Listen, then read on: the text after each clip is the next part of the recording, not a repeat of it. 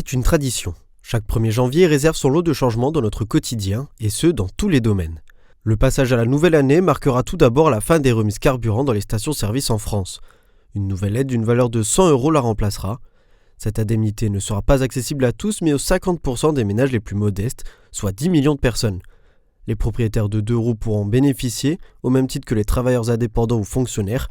Les véhicules hybrides rechargeables et électriques, eux, font également partie du dispositif. Pour les autres usagers de la route, une alternative existe. Les conducteurs qui se lancent dans le covoiturage courte distance recevront eux aussi une prime de 100 €, un paiement qui s'effectuera via la plateforme sur laquelle les trajets ont été réalisés et sous la forme d'un versement progressif. Un premier versement de 25 € sera effectué au plus tard 3 mois après le premier trajet de covoiturage. Le second, de 75 €, aura lieu au plus tard 3 mois après la réalisation du 10e trajet. Pour continuer à faire face à l'inflation, le SMIC va une nouvelle fois augmenter, plus 1,81%, amenant ainsi le salaire mensuel brut pour 35 heures hebdomadaires à 1 700 €, soit 11,27 € brut de l'heure. Bonne nouvelle également pour le porte-monnaie des seniors. Le gouvernement a décidé d'augmenter les pensions du régime de base des retraites de 0,8%, correspondant à une hausse de 16 € par mois pour une pension de base à 2 000 €.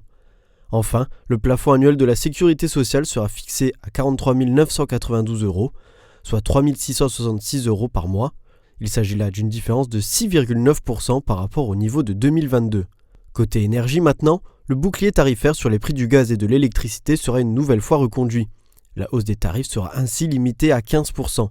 Par ailleurs, si l'installation d'un compteur Linky est obligatoire, les ménages ayant refusé son installation et qui n'auraient pas communiqué un relevé d'index en 2022 devront payer un forfait de 61 € par an, soit un peu plus de 5 € supplémentaires par mois.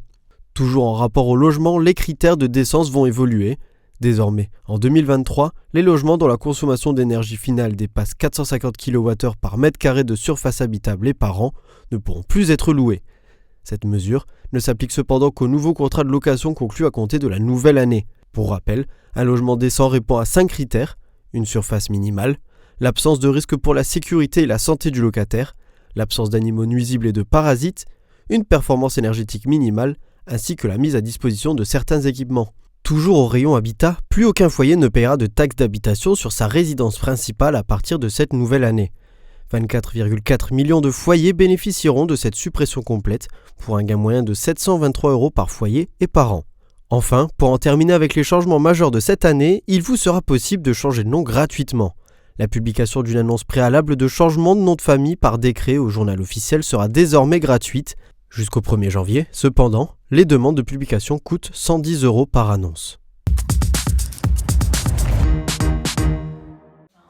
10,6% des adultes français ont fumé du cannabis en 2021, un chiffre stable selon Santé publique France, mais si la consommation baisse chez les moins de 25 ans, le profil des fumeurs vieillit.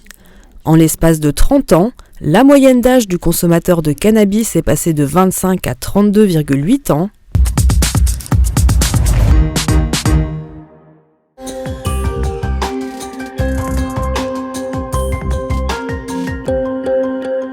Les populations nées dans les années 2000 ou après les années 2000 auraient tendance à moins consommer effectivement de cannabis. Toutefois, il faut rester vigilant et attentif, ne pas en faire une généralité dans la mesure où la part des jeunes consommateurs reste très importante. En 2017, 40% des jeunes de 17 ans, interrogés aussi par l'OFDT, avaient déjà consommé du cannabis.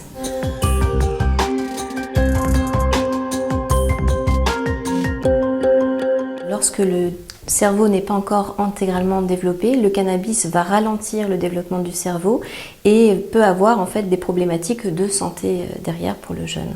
Il est d'autant plus important aussi de rappeler que le cannabis n'est pas la seule consommation des jeunes. L'alcool est aussi la deuxième cause de mortalité évitable en France et aussi à prendre en compte très considérablement dans les politiques de prévention. Souvent, les produits sont associés, ils sont consommés à plusieurs et je rappelle également que de nombreux jeunes sont consommateurs de tabac et que le tabac est la première cause de mortalité évitable.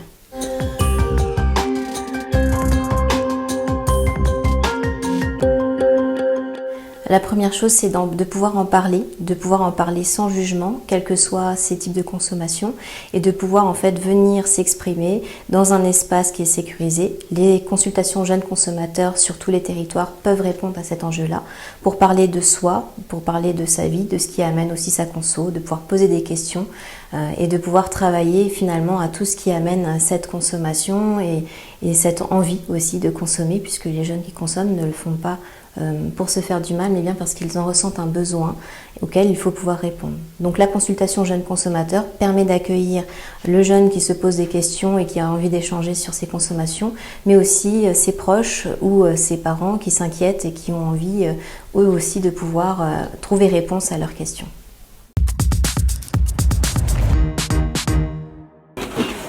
Déposés par ce coursier, ces centaines d'échantillons pré-traités en provenance de Forbach sont minutieusement inspectés. Donc là, je vérifie que le transport s'est bien passé pour vérifier qu'il n'y a pas de bulles dans les tubes. Donc par exemple là, il y a des bulles. Donc ça ne va pas, on ne peut pas les lancer à bord des automates dans les conditions là. Parce que si on pipette la bulle, forcément, ce sera négatif le résultat. Placés dans cette plateforme de haut débit de biologie moléculaire, ces tubes scannés et centrifugés automatiquement sont enfin prêts à être analysés. Tout ça, c'est paramétré dans les logiciels. Ici, tout est robotisé, alors chaque automate d'analyse médicale est soigneusement nettoyé chaque jour. Avant de commencer à travailler, on passe des contrôles. La plupart des maintenances, c'est nous qui les effectuons en tant que techniciens. Mais d'autres maintenances, c'est fait par les services de SAV et des fournisseurs qui viennent changer certaines pièces en prévention pour avoir toujours des résultats corrects par rapport aux patients. Des activités classiques de laboratoire comme la microbiologie ou l'hématologie, aux activités plus rares comme la spermiologie, le plateau technique analytique ultramoderne traite 1800 à 2000 dossiers au quotidien. C'est un laboratoire qui a une patientèle qui est à la fois une patientèle de ville, donc des personnes qui viennent au labo, qu'une patientèle hospitalière. C'est-à-dire qu'en gros, on réalise les analyses pour des patients qui sont à l'hôpital. Mobilisé 7 jours sur 7 et 24 heures sur 24, ce laboratoire de proximité s'inscrit comme un rempart contre la désertification médicale. On a une biologie qui donc est prélevée par les infirmières libérales et qui, elles, vont déposer les échantillons dans les laboratoires, mais pas que, elles vont déposer dans des zones de collecte. Et là, on a un fort maillage territorial grâce à nos coursiers qui sillonnent la campagne et qui vont aller ramasser les échantillons pour pouvoir les ramener sur le plateau technique. Et ça permet d'aller toujours au-devant de l'infirmière pour lui faciliter son temps et son travail, et puis d'aller au contact des patients. Prestataire de 6 établissements de soins en Moselle-Est, le résultat des analyses médicales sont rendus à un temps record dans un délai maximum de 2 heures.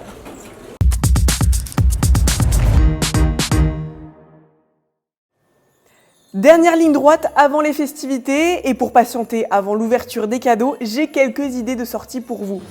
Et pourquoi ne pas vous rendre au cirque en cette fin d'année? Le 24 décembre, vous pourrez profiter du cirque de Noël de Metz. À 14h ou à 17h, au choix, vous découvrirez des artistes internationaux qui présenteront leur numéro. Acrobates sur roller, funambules, jongleurs, globe des motos ou encore clowns. 1h45 de spectacle à ne pas manquer. Ça se passe au parc des expositions de Metz. Comptez 16 € en plat tarif et gratuit pour les moins de 2 ans. Et si vous préférez respirer l'air frais messin, quoi de mieux qu'un tour en bateau, mais pas n'importe lequel, le bateau Solis, celui qui fonctionne à l'énergie solaire. Partez pour une promenade d'1 heure sur la Moselle, plaid et vins chauds sont au programme. 2 départs vous sont proposés, 16h30 et 17h30, tarif 12 € pour les adultes, 9 € pour les enfants.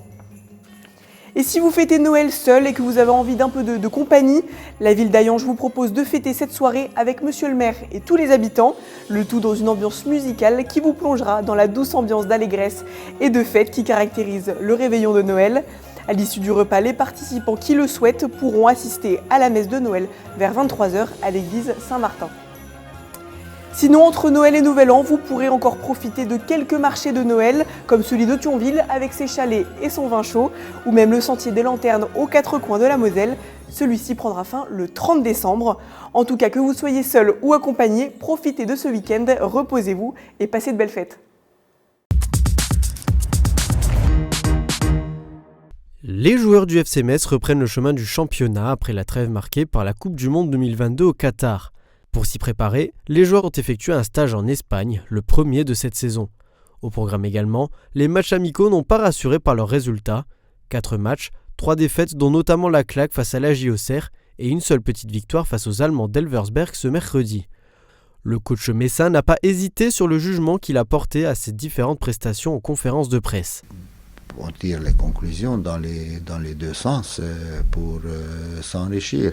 Après que j'étais pas content, je crois que eux non plus, ils n'ont été pas contents parce qu'on ne pouvait pas être simplement content. Désormais, les regards sont tournés vers le championnat qui s'apprête à vivre son propre Boxing Day. Pour l'occasion, les Grenats accueilleront les Chamois niortais, 19e au classement. L'objectif est clair, continuer la très belle série de novembre dernier avec 4 victoires en 4 matchs, dont 2 en championnat face à Saint-Étienne et au Paris FC. Bien sûr, on a hâte de reprendre et de continuer ce qu'on avait commencé sur les 4 derniers matchs avant cette trêve. Les 2 matchs en coupe et les 2 derniers matchs de championnat. Donc on a hâte de reprendre pour continuer sur cette belle lancée. La prudence reste tout de même de mise du côté du staff messin. Niort connaît une situation similaire au FC Metz. Si le tacticien grenat ne parle pas de match piège, il voit plutôt là une rencontre à préparer différemment tout en reconnaissant les points forts de son adversaire. Eux non plus, ils ne comprennent pas pourquoi ils sont dans la situation où ils sont.